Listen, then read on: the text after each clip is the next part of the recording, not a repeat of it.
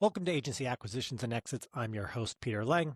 Today I'm joined by Kevin Buerger, Chief Growth Officer of Stealth. He has a tremendous amount of experience helping to scale organizations just like yours. He spent more than a decade at Jellyfish, where he helped expand the company globally and learned firsthand how strategic partnerships drive real enterprise value. In this episode, we unpack what separates good acquisitions from great ones, from aligning culture and values to knowing when a deal truly fits. Let's dive in. Thank you for joining me. Thank you. So excited to be here. Excited to dive in and have some fun. Well, we both came off of a bit of a vacation. So get us up to speed. I'm listening to this. I'm an owner. I'm in the agency space. Why should I listen to you? What's so interesting about Kevin? Yeah. So I got in the agency space by accident. I moved from New York to Baltimore, and there weren't a lot of jobs in Baltimore. I joined a startup selling search marketing tools to brands and agencies. That was a sort of a decent fit for a year and a half, 2 years, and then I wanted something different. And I reached out to, at the time, a tiny little agency called Jellyfish. So again, I didn't mean to get into the agency world, but I did, and I built Jellyfish in the U.S. from just me to a few hundred people and $100 million in revenue. The way I did that, which is I think the answer to your question is, I always treated me as the client, as the customer.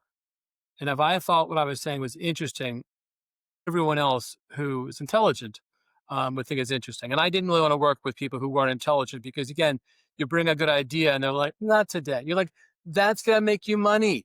And they're like, yeah, not today. Well, I didn't really do well with those people. And so it was sort of a self-selection. But if I'm saying something that I just know is gold and you're saying it's blah, and I'm calling you an idiot, you probably don't want to work with me. And so that's sort of how and why I've enjoyed doing it, and really, bring the team along so that they can also buy in. So often when your team is asked a question, like, why did this happen? And the team answers that question directly. The client didn't mean to ask that question. That wasn't what they were asking. And so again, inspiring the team to say, stop, have the right to ask the question and challenge, again, has really made it a lot more fun for everybody. Can I repeat back what it sounds like is like the interwoven thread of culture fit, right? The people who laugh at the same things or find similar things interesting get along really well. And kind of that's the things that people like about good culture and energy within the company. Yeah, absolutely. What? And I want to make sure that I always brought in a very diverse set of people. What I didn't want to do, as much as I love me, I didn't want to have too many of me because it creates a certain kind of culture which you don't want. Yeah. So Well, you want the biggest diverse set so that people can have fun. Yeah. And then you reached out to Jellyfish. They're not in your backyard. Jellyfish, a small UK-based firm. Kevin, for folks who've not done the working relationship across the Atlantic, how did cultural alignment and fit work in those early days? It was a challenge because we speak the same language and it's 100% different. And so at one point I was like talking to the CFO and he said, stand by. And so us stand by means like, okay, it's a very different words. So culturally, we're much more overt, much more in your face, much more. So for them, it was an ungodly culture shock. I mean, even your interaction, you just reached out to them and said, I'm going to be you in the US and help with market expansion in the US and take the lead on that. That's something that's not very common from UK businesses or European based businesses to get someone who's that explicit in intention around growing the business and partnering with them. Why they say yes to you? What do you think? They were a client of mine at the startup. And so we worked together for about a year and a half. They thought I was a team of 10 because anytime they sent an email, I was both responsible for sales and client services. And anytime they sent an email, no matter what time it was, within 2 minutes, they always got a sort of great response back or some questions or jump on a call. That's sort of my philosophy on how everything should operate. Their experience with me was so positive, and I liked their culture. I liked what they were doing, and also I needed to be able to work from home, which at the time in 2010, no one did. And so that was the way that I could work from home and build something. And from their perspective, they're like, great, you have 6 months. If it works, isn't that amazing? If it doesn't work, we paid you a nominal amount. Have a nice life. And within the first month or two, I landed GameStop as a client, and then it was just up from there. What was some of the challenges you faced in growing the U.S. business? Because you're closing U.S. companies, but still fulfillment's overseas before you have enough demand that gives you the infrastructure to expand in the U.S. So how'd that period take? That was a real big challenge. What I liked about it is the Jellyfish team that I inherited was quite talented. And so at least when they were working on something, it went really well. But the problem was you're talking time zones of they would leave at, let's say, 5 o'clock their time, noon our time. And so when you need to reach somebody, it was a challenge. When you couldn't walk the halls, it was a challenge. We had one client that sold like gold bars. And there was something that we did to the account that went wrong. And I just couldn't get someone interested. And we lost that client because we eventually found it, but the client's like, the CEO determined that we should do half-day Fridays in the summer. Well, that meant by 7 a.m. my time, they were gone. Again, also just not something. So initially there was a lot of growing pains, but they had a passion for clients and a passion for marketing. And so it worked out really well. And then within a year, so that was 2010, 2011, we landed Walden University, which turned out to be an amazing ride with them. And then we brought over tons of people into the U.S.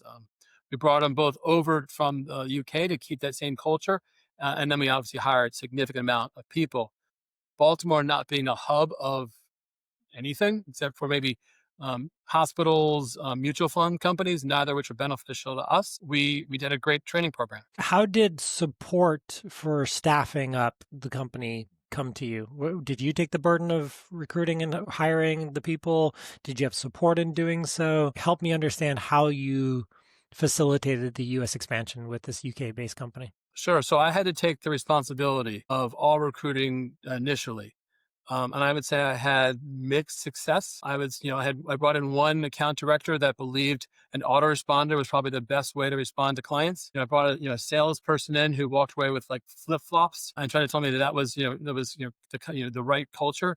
So I would say initially I had some mixed success because no one had ever heard of us. So anyone who was decent, it wasn't that it was UK versus US. It was Jellyfish. Not a single person knew. And why should I go work with you? But we were able to get a few early hires that were remarkable people, and they helped really build. And sooner than later, like a person named Jen Thorpe, she took responsibility for recruiting, and all of a sudden recruiting got a lot better, a lot more organized. How did your role shift?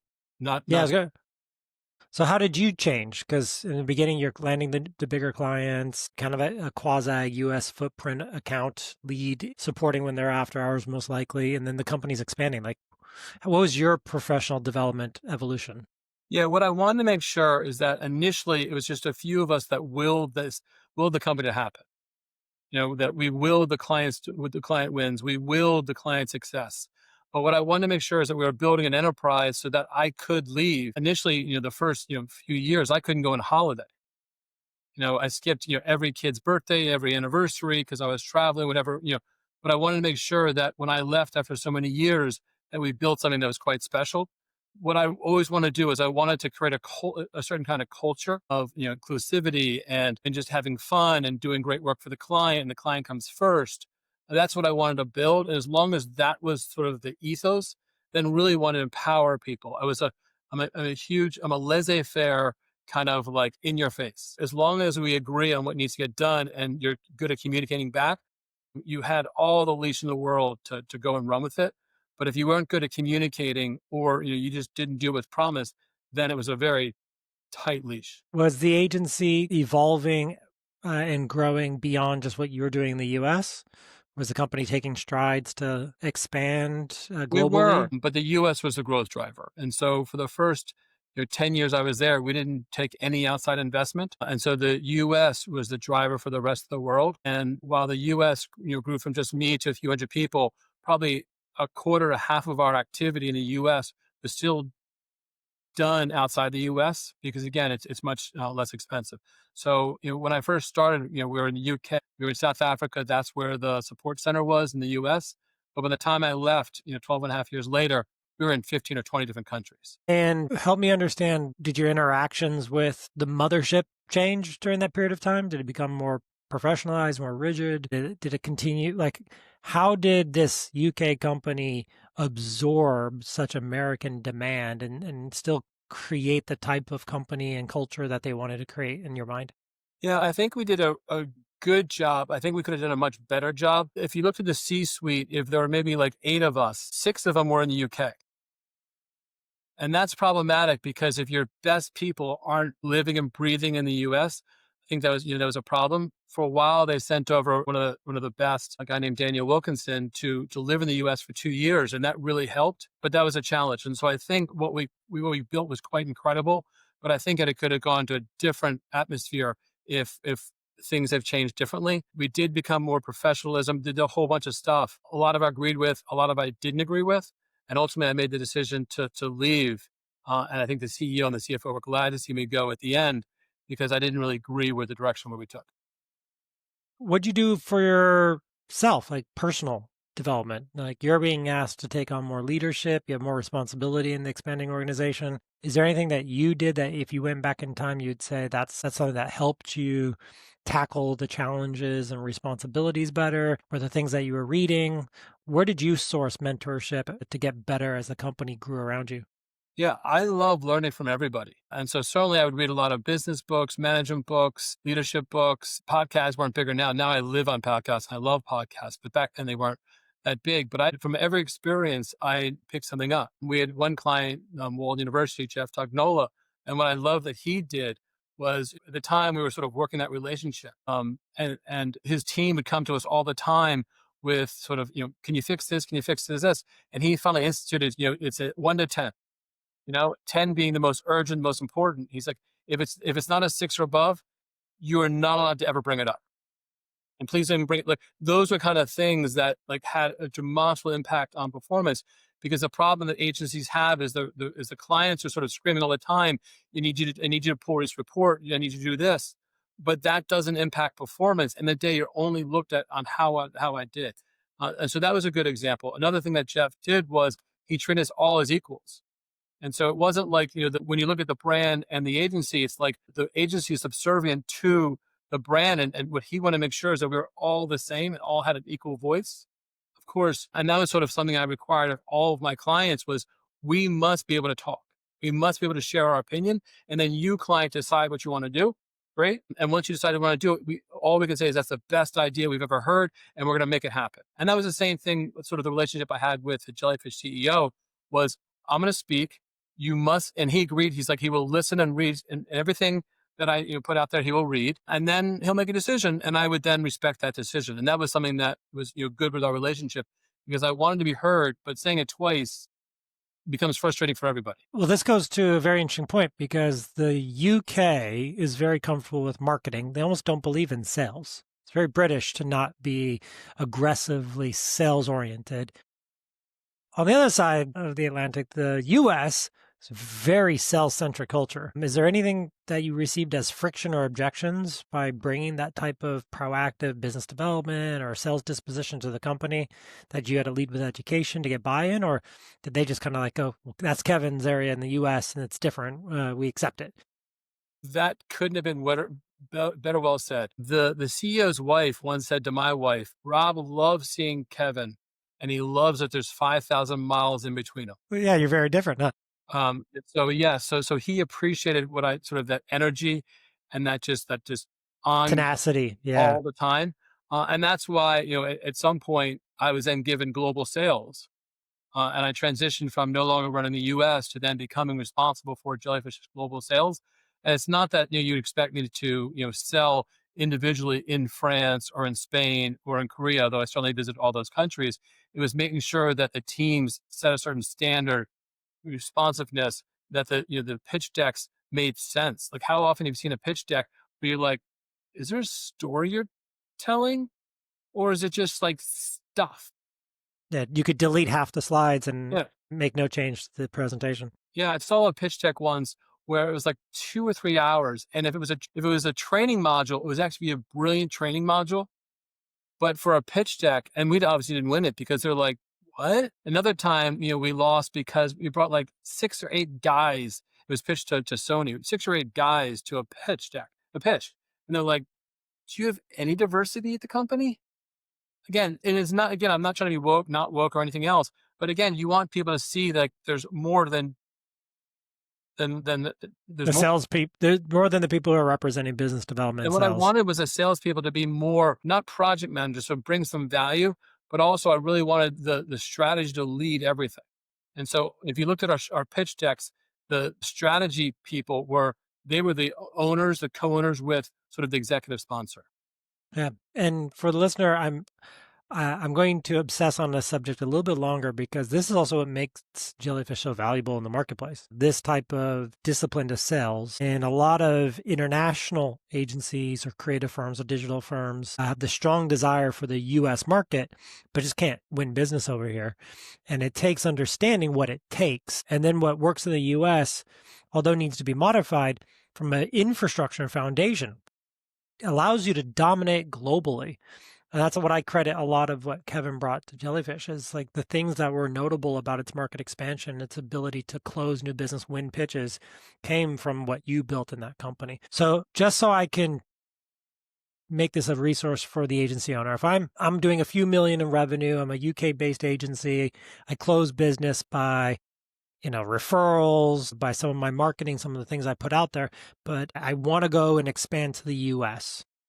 If you were to list off the things that I would need to learn or get from someone like a Kevin, what are the things that I have to have a successful go-to-market in the Americas? Sure. So if I was ungodly successful with Jellyfish, I then went to two other agencies, Incubated and Labellium, where I would say it was not successful. And the reason I wasn't successful was I didn't have something that was demonstrably better. Labellium is a kick-ass agency, but largely in Paris. And so what they're doing in France is remarkable, but you couldn't export that.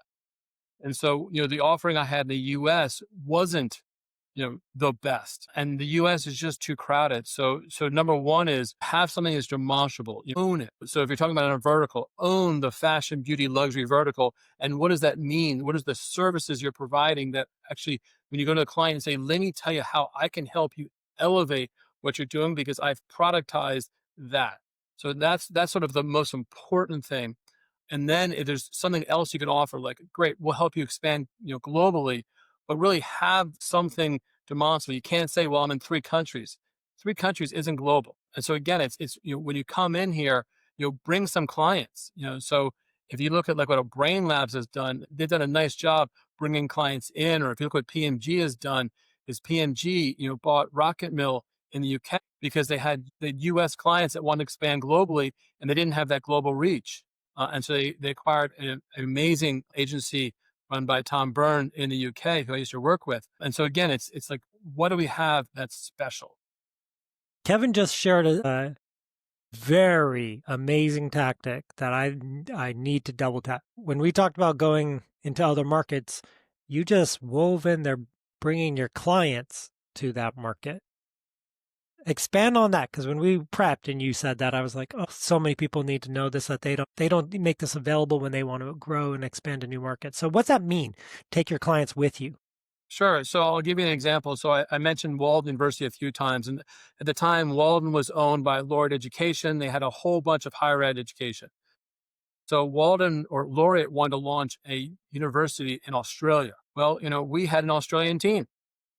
And so we launched this brand new university with Laureate in Australia. And all of a sudden, we had a new client in Australia that we otherwise wouldn't have had. And we had a pretty nascent team in Australia, and this allowed us to grow up. And so that's sort of what I mean by bringing the clients with you. Another example is Deckers, which owns UGG and Hoka. And we had them in the US, had amazing success. And then they wanted partners in EMEA and then in APAC. And because of a great success and relationship, they gave us sort of the information that would be useful in winning those opportunities. Again, they were not handed to us. We had, those were the key components that the team would say, yep, that's easy. We can do it. One of the areas where I was not involved, and again, if you try to, if I say the we versus I, we launched ESPN and Disney on their app in the US with great success. And I wasn't involved in that. We then had the opportunity to win it in the UK and we failed because we didn't take sort of the approach that I'm talking about and did not win. It should have been an easy win for us, but didn't, because didn't bring the learnings that we had in the US and then change them a bit. We treated it completely different and didn't include the right team. Was that ever a part of the strategy, targeting clients and brands that had international footprints? Was this all like premeditated, sophisticated go-to-market strategy on prospecting, or did you just kind of figure all this stuff out? Both. I mean, the problem with global is there's no such thing, right? What I mean by that is, a client here is different than a client in the UK. Duracell was an amazing client of ours in Europe, and we should have won it in the US, but there was politics going on, and the US refused to allow us to win it because they didn't want the same agency in Europe to be the same agency in the US. And only after a year, after they just agency they went with sucked.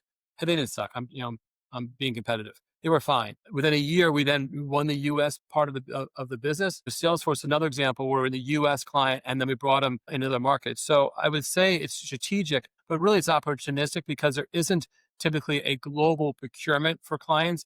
It's typically a regional procurement. Fantastic point. How did all of this experience shape your view of growing through acquisitions versus the organic road you had been on? Yeah, we at Jellyfish, we didn't do a lot of acquisitions, at least for the first number of years. We acquired a few small companies. It was more bold. It was more an acqui-hire. It wasn't until 2000, maybe 10 years later, that we started to acquire companies. We probably should have done a lot more acquisitions to gain that scale that we didn't really have in the U.S. that we could have done. And so I certainly think there's great opportunity to do acquisitions around capabilities that we didn't have.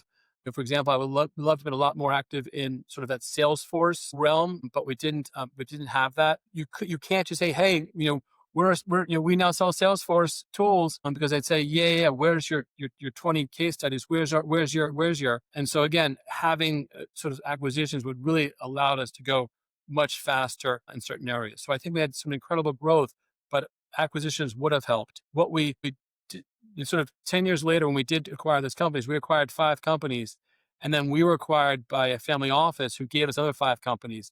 And that was utter disaster, because we didn't have the infrastructure to absorb not just those 5, but those 10 companies. What we did well is that we became one Jellyfish, so there wasn't different parts of the business. I would say, one of the reasons that Monks or Media Monks or whatever they're called had incredible disaster was they said they were one company, but they never really integrated all of it until many years after. Again, they had many other issues, but that was certainly one of them. Yeah. An often line is, but we wish we started earlier. What was some of the organizational dogma or limiting beliefs or reasons do you feel that held back the organization from being progressive towards M&A or positive toward it? Yeah, I would say not just M&A, but also bringing outside talent in. I'd say that we brought in a few hires that didn't work out very well from a senior leadership perspective, and therefore we didn't really bring in outside hires anymore. And I think if we brought some outside hires in, that really would have helped us scale. I think some of that scaling issues in the back office were really problematic, and so I think that was sort of part of it. I imagine dilution was surely in the CEOs, and the founders' minds. They controlled 60 to 80% of the company, and they liked having 60% of the company. When you think now you were there for a decade and you moved on, you hinted at it, and if you're comfortable sharing, I'd love to hear why. What was the direction that really made you repel against the organization, feel like your time was done there? What were some of the things that really lost your interest? Yeah, so the biggest thing, and again, the CEO, Rob Pierre, had the good intent, but I don't think the execution was done well, was, people. So if the senior leadership team was there for 8, 10, 12 years and we weren't leaving, and all of a sudden there was a ceiling for anybody coming above that. So what he wanted to do is create a way that you allow people to can keep on growing. And so he created committees.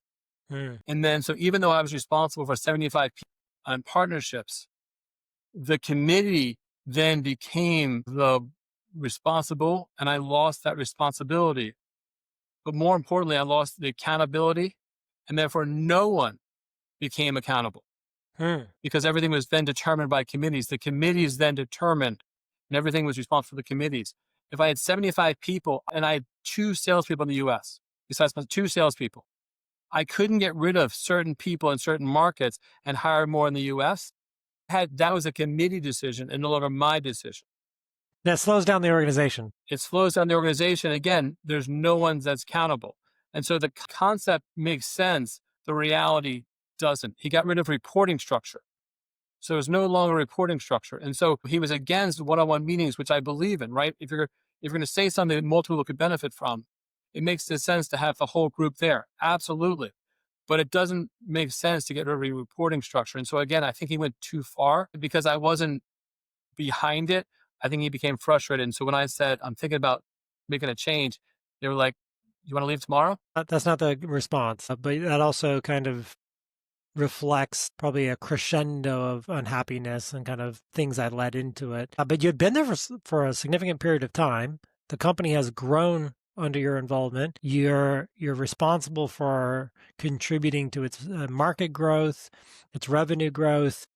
And then it gets to a certain size and scale and complexity that one contribution isn't as valuable to the stakeholders and the founders. How did that make you feel? And then what did you think about as your next initiative, your next project company? Yeah, sure. So I I love building businesses, whether it be both Jellyfish and the client's business. So that was sort of what I wanted to jump back in. And the time, sort of the Google marketing platform, the Google ecosystem was quite hot.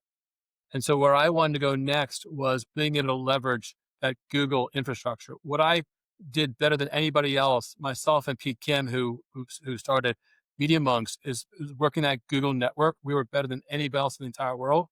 And so the way I was able to build Jellyfish was become quite close, bear hug the Google team. And then for the Google team would make introductions for us because we were then selling their tech. But in addition to the tech, we had all this great information, which could then help us in the sale. And so, I wanted to be able to leverage that at my next company. And that's why I jumped to Incubator. I actually didn't take any time off. So the day I left Jellyfish was the day I started Incubator. And I did get a severance from Jellyfish because, again, it was mutual. We got severance. And the CEO from Incubator was a little freaked out. He was trying to say, "Look, why do you need to start tomorrow? You got a severance." I said, "Yeah, because I have a gorgeous yard, and I want a fountain and I want a landscape, and so this money is going to go to the yard tomorrow." And so then he understood it. That's quick to go to a new ship. And what I also wanted is I wanted to have that control. And so while I was head of sales and partnerships at Jellyfish and I was MD of the US, I didn't own the resources in the US. And so, for example, in the US, I still had to go to the head of paid media and say, "Hey, we just want a client. Can I have 5 people?" And that person could have said no. And even though I was saying you could just move them off of one of my accounts to my other my accounts, I still needed they're okay. Whereas when I went to Incubator, I then became responsible for all aspects of Incubator in the US. And that was particularly interesting to me. I had other offers where I could have kept the same role and moved over, but I really wanted that control. Because again, I learned what Jellyfish did so well and I agreed with. And I learned from Jellyfish what failed miserably. And if I had done it differently, here's how. And I wanted to be able to the ability to do that. Why do you think so many agencies don't achieve the scale that you've seen firsthand? And if you say they don't have a Kevin, I mean, I can't argue that one either. I think there's two things. We became quite close with our clients, and so we were able to grow with them. And so, for example, Carfax, we were originally doing just their SEO.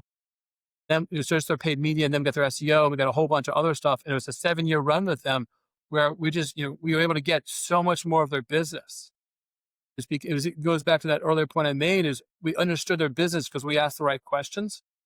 And so if you ask the right questions and the most important thing for you is them and they know that, whenever I start a new relationship, the first thing I say is, I promise you I'm going to mess up, right? I promise you.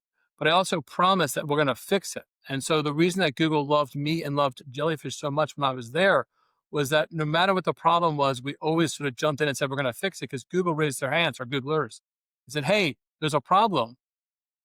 And we could have just said, well, we didn't cause it. We had nothing to do with it. And then Google would have said, that's fine. The client's going to leave you in 2 months, but that's okay. No big deal. Or we could have leaned in. And so it was all of this in the ability to grow organically our clients, whereas some other agencies, they became very pigeonholed. They just did one thing and they never knew how to break outside of that. And so the ability to, again, understand the bigger picture and build those relationships. I worked with a guy named Paul Mead, who's just a fabulous person and he started a few different agencies and he joined Jellyfish later on, joined the board. And what I liked what he said was, you work with a client for 6 months and you just kick ass. And then after the first 6 months, you go to the CMO and say, how are we doing? They said, you kicked ass. He said, I know. This is what we want from you now. We want this, this, and this because we're going to bring the same energy and performance and everything else in that. And I really liked and enjoyed that. And most agencies don't have that philosophy. That was the first part. The second part in client acquisition is, again, what is your driver in client acquisition? Because sending out 800 emails a day or hosting people at a Yankees game or whatever else may be is not a way to do it. And so what is how are we going to get that and why would it be special? If you own certain verticals and have the conference of the year or your relationship with Google or other similar, what's going to get you those warm introductions? I never wanted to participate in a pitch if I didn't have an unfair advantage, right? If there's 10 other participants and I have a 10% chance, pass. Again, if you're telling me it's a Samsung or it's just a massive company, sure, we'll go for it. We pitched American Express. We know we had no chance to win, and we did not win. They went to MediaCom, but we pitched Nike and had a decent enough chance to win Nike, and that's what P&G did win. And I had left Jellyfish by then, or in the middle of that. But I think those are sort of the ways to both bring in clients and grow clients that I think very few agencies know how to do. Well, you just described, Kevin, two things that are really challenging. One is attaching yourself to a partner. That's something you don't own and almost representing it like you do, working hard in it. And then you expanding on that relationship. So being proactive in that partnership, more ways you can sell more of their product, help them in their go-to-market through events and relationships. And then the other one is a longer timetable of client lifetime perspective, right? You're not measuring this year's closed deal or the current closed deal. You're saying, how am I going to add value to this client? We can sell them something, help them with this one solution, do good work, and then proactively continue to show and demonstrate that work and how it can expand to other areas of the business. That's such a longer sales cycle than just show me the CRM and show me the deals we're trying to close this month, this quarter, this year. Yeah, absolutely. And then with Jellyfish, because we were a tech reseller, what I liked about that was for every 5 clients that we sold technology, that was a great opportunity to sell them a whole other stuff. For example, Bissell was a client of ours that bought the Google search ads product, and then they were doing RFP. And because the experience with us was so spectacular, they're like, do you want to be involved in the RFP for all of our media? We're like, yeah. The same thing with Deckers. We were introduced to them, as I mentioned. I called up the head of marketing and I said, hey, they're like, yeah, Google told us that you're going to be calling. We have no idea who you are, but they told us we had to talk to you. Yeah, just a completely different way of interacting with the marketplace than most founder-led sales or agencies really think. Yeah, because what I would say to Google, I would call up a Googler and I'd say, you're the smartest people in your company. They're like, yeah, we absolutely do. There's so many smart people here. And I said, and you can't talk to any of them. They're like, yeah, we can't talk to any of them. I said, well, we have just as smart people, maybe a little less so smart, but but really smart. And I'll introduce you to anyone you want. Like, this new beta that you just came out with? They're like, yeah, but we haven't seen it. I'm like, I'll show it to you right now. And again, when I said I meant the team. I obviously couldn't show it. It's again, creating that bear hug relationship with the partners where it's not transactional, where it's a relationship where you're providing much more than you're getting back. But what you're getting back is so substantial that it's worth it. Yeah, I know I was just about to transition, but I want to just ask this follow-up. You obviously were able to then build this into a playbook that you could then distribute to new hires in the sales organization and in the agency as a whole. What did that look like? So how did you teach this to the people who obviously needed to do this role and help with this type of expansion moving forward? Yeah, I think you asked this question earlier. I think the biggest shift for me was, probably in college, right? Where it was no longer about me, it was about the team. and being able, and being excited when the team won versus when I won. And so that shift then allowed me when if you're growing Jellyfish and a team member got all the credit, isn't that the most amazing thing? I didn't need any credit. And so once I got to remove my ego, then I could sort of, get to that next step. And so to answer your question specifically, I was a player coach. I am a player coach. And so what I would do, and I actually have full transparency on whatever I do, my calendar was always open and people were welcome to join any meeting I did. Again, they'd have to give me a heads up. But more importantly, they could see how I sold. And so they could see, again, when you first talk to a prospect, you have a good relationship, and then you send you don't send 5 more notes saying, "Hey, David made a decision." Instead, you're like, "Oh, we had this great conversation, and you mentioned something about this. Let me share some information over here, which will be beneficial to you." Like we said, here's the 3 ideas, and I think you should run with. You have others who, and during the sales cycle, they say, "Well, we can't give them those 3 ideas. They're going to do it." I'm like, if those are the only 3 ideas we have, why should they hire us? It's all about that evolution. And so again, it was both showing people, not telling, but showing people. Again, it's so important they could see it, and also going along for the ride. And so I believe in sort of a judge-free zone before anything leaves the house. So if someone wants to show me something and I'll give my feedback, but not judge them, once it leaves the house, then it's a total judge. And if they send out sucky work, there is hell to pay. I do really well with high performers or people who want to perform. Like, you don't have to be a high performer, but you have to want. If you are not either of those, you do not do well in my organization, because if you're a C player and you're happy being a C player, you should probably leave. I want to highlight a title. I know it seems odd to highlight titles, but you've had a variety of different titles throughout your career, and you also have been the CEO and founder before. I want to get your take. So answer this for me. In your opinion, what's the difference between the chief growth officer and the CEO? Something that people just, from those distinctions of titles, people don't understand. So the chief growth officer is all about how do we get greater relationships with clients. And with that, then we get more revenue. So it's very much outward focused, not really any inward focus. It's all about building relationship with partners, but it's all about outward. Whereas the CEO is then responsible for everything. And so the back office, which we talked about a little briefly, whether it be delivery or finance or anything else, that's under somebody else and on all of the CEO's remit. And so, the CEO has ultimate responsibility. The CEOs that I think are brilliant are, do a bit of everything, and they're quite involved. And so the CEO that goes out there and is with clients regularly and getting feedback regularly and on sales calls, that is, I think, a winning formula. The CEO that sort of just sits back and manages, I think, is fraught with problems. Does every CEO need a chief growth officer? I think when you get to a certain point, absolutely. Right? When you're small and you're lean, you probably can't afford it, and the CEO needs to play both the CEO and sort of the chief growth officer role. And so again, when I was at Incubate and Labellium, I was both. I was the CEO and the chief growth officer. And when I was at both Jellyfish and Incubator, I was a top salesperson, and I was giving tons of leads to the team as well. Yeah. Do you have a preference? You've worn the seat, and there's a difference. Do you have something that you enjoy doing more than others? I mean, given your current. I like the control. Well, who doesn't, Kevin?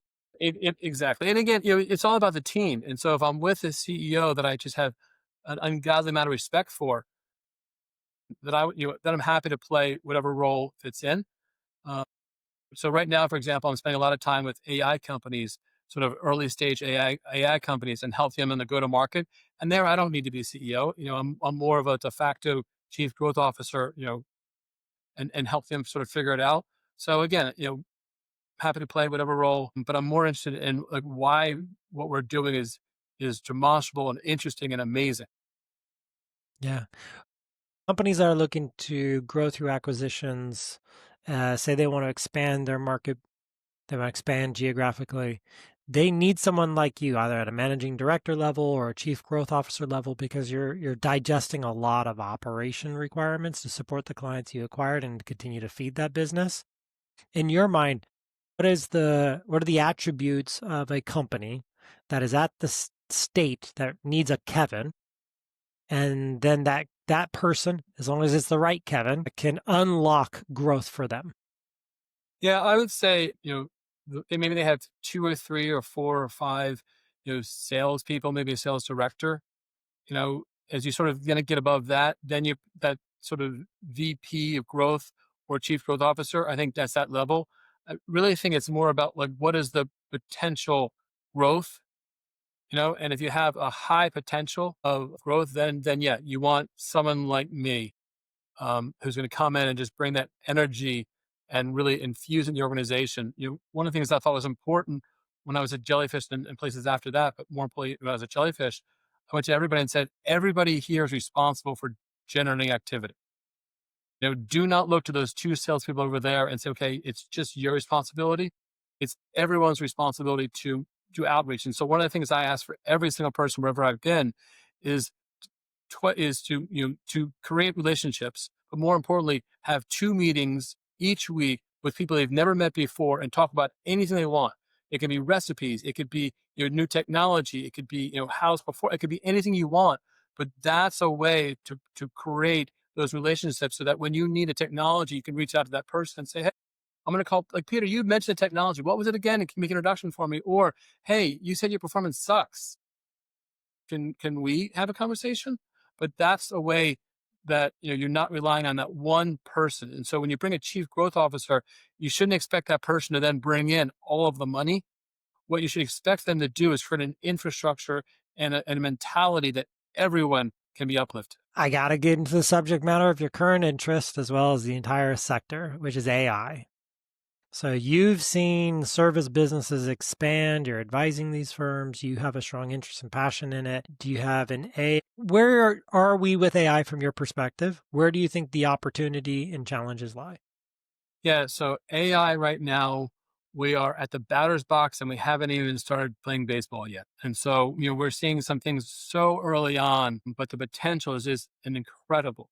And so, like I said, I'm supporting a company right now that's going to do bug testing. And so it's actually going to be like, let's say a AI, it's going to be an agent that's going to actually go in and say, great, I'm going to go fix this. I'm going to go fix this versus, having an entire team that spends their time doing bug testing.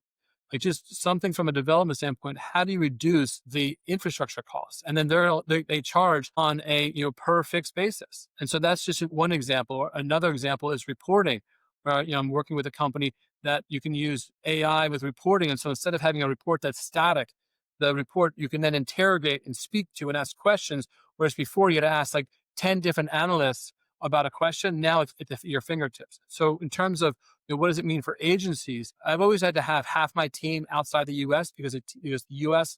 people, even though everyone thinks they're getting underpaid, is too expensive. And so I'd have to have them in Canada or Mexico or South Africa or even England. London is so much less expensive for people than Baltimore, which to me is just outstanding or incredible. And so I think where we are now is the beginnings of leveraging AI to do the sort of that grunt work, which right now we're putting in other countries.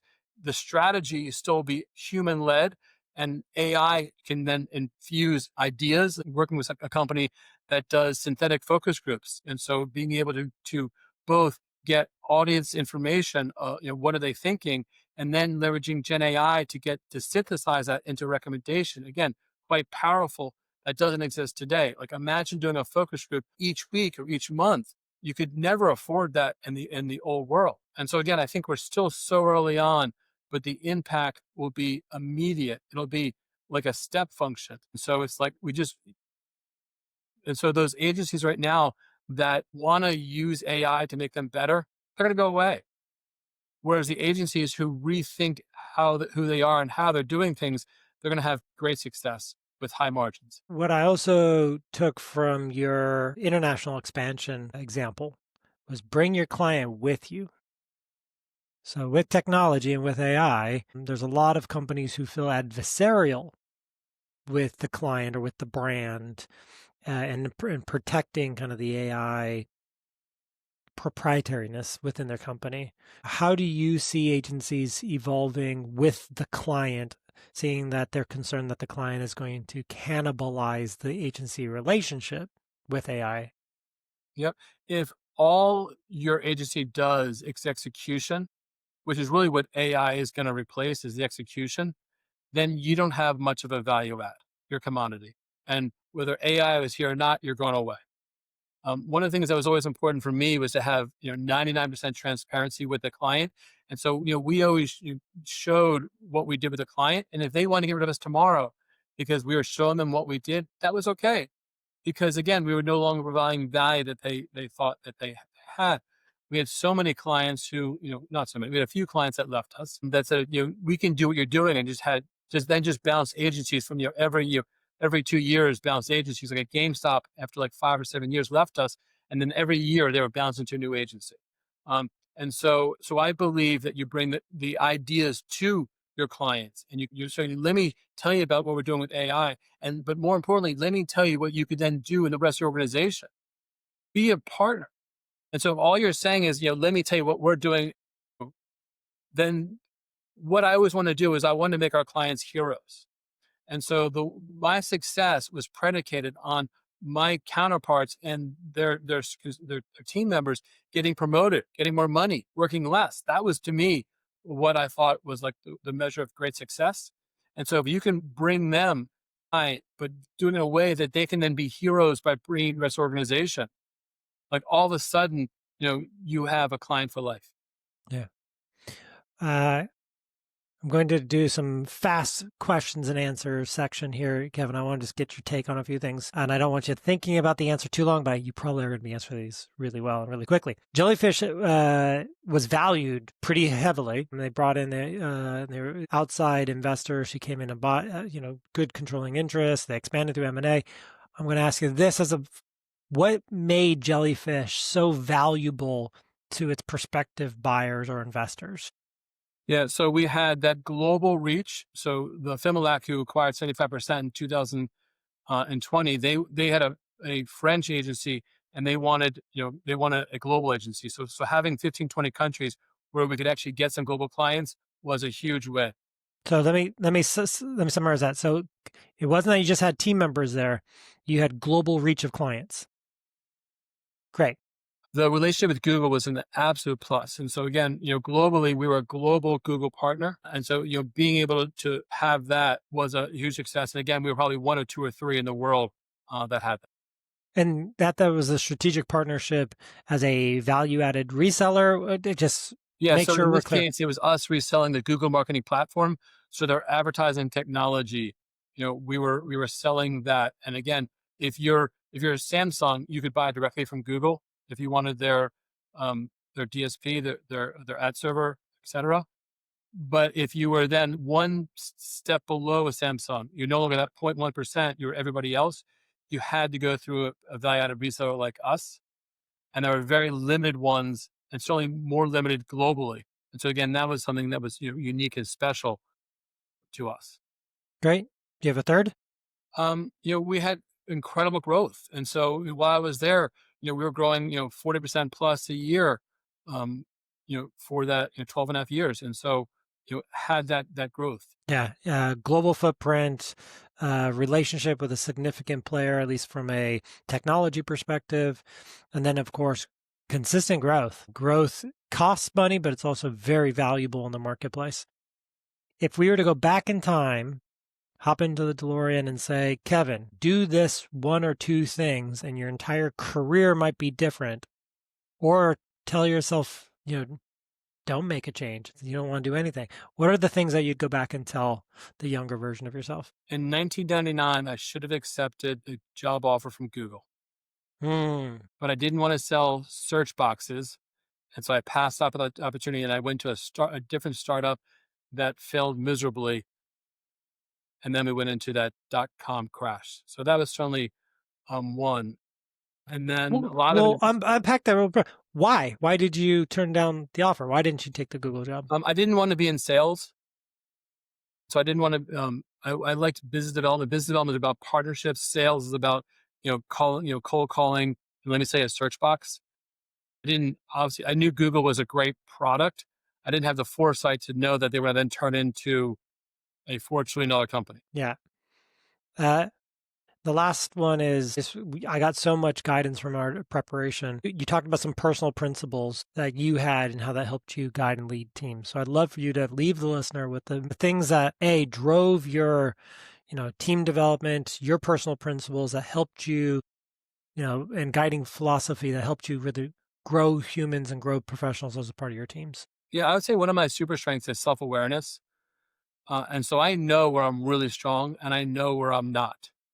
So, again, early on in Jellyfish, maybe after the fifth year I was there, the growth could have been better, clients could have been happier, and our team members could have been more upset, distraught, and everything else because we were going 90 miles an hour down a highway, and the tires were falling off, and we're trying to fix the tires as they're going off. And so, the nice thing is the organization decided to sort of bring in another, a sort of co-lead. Jim Hamilton was great. And that way we could sort of split up responsibilities. And so that, because again, the time, like I could have done one or the other, but I couldn't do both. So again, leveraging the self-awareness to know where I'm strong, where I'm weak, and sort of understand what's going around me. When in a pitch, to go back to that for a second, my job was to be the point guard. My job is to make sure that everyone got the easy layup and the dunk. We lost a deal. We were pitching Arrow Electrics because one person took over the show on our team and he was brilliant and they loved him. And they didn't give it to us. They said, because that person leaves, you're surrounded by idiots. And so again, being in a pitch and making sure that everyone has a good opportunity to shine is also another area that I think I've done really well with. Kevin, if I'm listening to this and I want to hit you up because you're a wealth of knowledge and experience and you can help any stage company to go to the next level, what's the best channel to do so? And what are you saying yes and no to right now? Find me on LinkedIn or find me kbuerger@gmail.com. I respond to most things within a minute or two. And so everyone's welcome to reach out to me, and I'm happy to have a call with anyone and everyone. Please bring energy. Please bring curiosity. But other than that, I'm happy to have a conversation. And right now, I'm doing some consulting work and looking for that next thing that's going to keep me entertained. Fantastic. Kevin, really appreciate the wealth of knowledge you shared. Thank you so much. If you like this episode, probably like one of our other episodes. Click here.